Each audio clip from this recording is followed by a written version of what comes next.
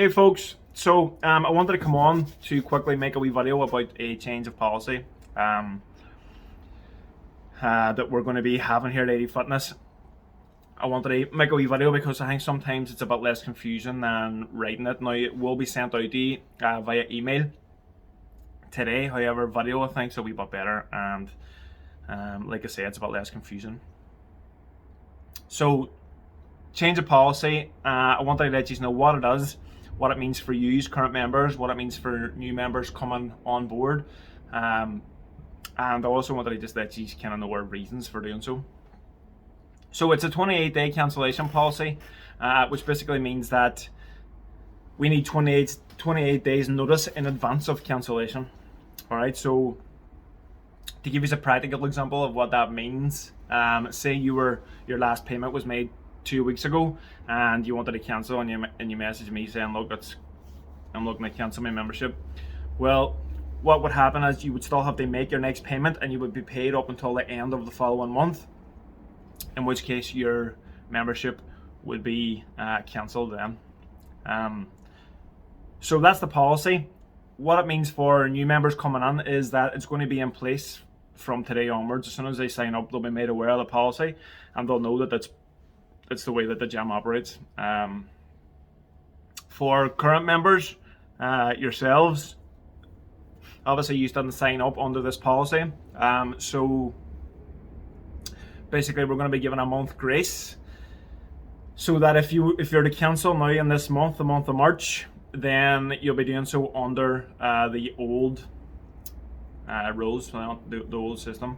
But any cancellations made from April onwards will be subject to the 28-day policy. So from April onwards, for all current members, we'll be following the 28-day policy, which means you'll have to give 28 days notice in advance of cancellation. So the reasons for doing so look, what tends to happen, or what happens more often than it should, is that we'll get people signing up to the gym with 1 foot on the door and 1 foot out. They'll really be testing the waters. They'll pay for a month. They'll come and do a couple of sessions here and there. Not really get involved in the system. Not really get involved in the community.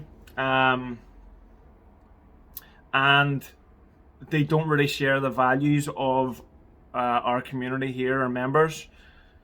And as community is the biggest draw that we have in the gym, what this does is it dilutes the quality of that community. You know, you just have this churn of people who are coming in. They never were going to be good, or they never were going to be they never were going to work with our membership. They had no intentions of coming in and being a part of it, which is what we need. We want people to be supportive of each other. We want them to be driven towards our goals, so everybody's sharing the same kind of path, and it has that kind of team mentality. So you'll have people coming in and they're really just diluting something that's such a good quality for the gym. As well as that, what we also had was we had people just bouncing from offer to offer. We had people coming in every time we had an offer, doing a month and then leaving, which has the same kind of effect. It has this dilution of our community, which is, it's just not good for members, current and future. So there's that. From a business perspective, we would have had some people who, like I say, the same kind of people who will come in with 1 foot on the door and 1 foot out. They were never really committed. And so these people kind of know from the get-go that they're only going to do 1 month and then that's going to be them, which is fine. That was under the rules that we had in place, which is completely fine. But what happened too often was they would leave it right the day before their membership was due, and then they would message me and say, listen, can I cancel my membership? And like I say, that's fine under the old rules. You know, they were entitled to do so, but it just meant that basically I had no time to fill that slot. So maybe there was 2 weeks then, a week, 2 weeks, however long it would be before I could replace that person. Now, they probably knew maybe 2 weeks before that they weren't going to keep on their membership, and they could have let me know. And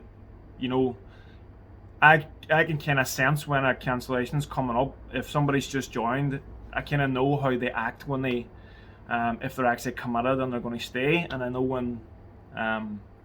when somebody's not really committed, and like I say, they start with 1 foot in, 1 foot out. And if people would let me know, then that would be fine. I would just schedule a cancellation. I would get the slot full, and it means that I'm not losing any money.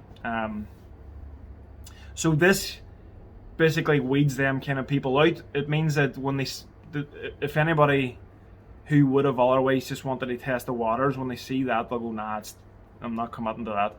And they'll not pull the trigger on signing up, which is really what we want. If they're not committed, we don't want them on the gym. Like, we just want people who are just like yourselves, they're committed to their goals and they genuinely want to change. So it weeds those people out, and it's just smarter from a business perspective, and that's the reason that we're doing it. Hopefully you're all good with it, but if not, like I say, then you can cancel your membership over the month of March, and anybody who's happy enough with it, then just stay on, and going forward from April onwards, that 28-day policy will be in place. Now, like I say, we're going to send out an email to everybody to make sure everybody gets it. You can keep a copy of it if you want. We'll be changing it on our cancellation policy, which you can access from at any time, in case you want to read over it. And that's about it, guys. Hopefully this isn't too much of a rough transition for you. I know there's not too much in it anyway, and most people are long-term members, so it's no odds. But just wanted to make you all aware of it. Hopefully it's not too much of a burden, and I'll chat to you again soon.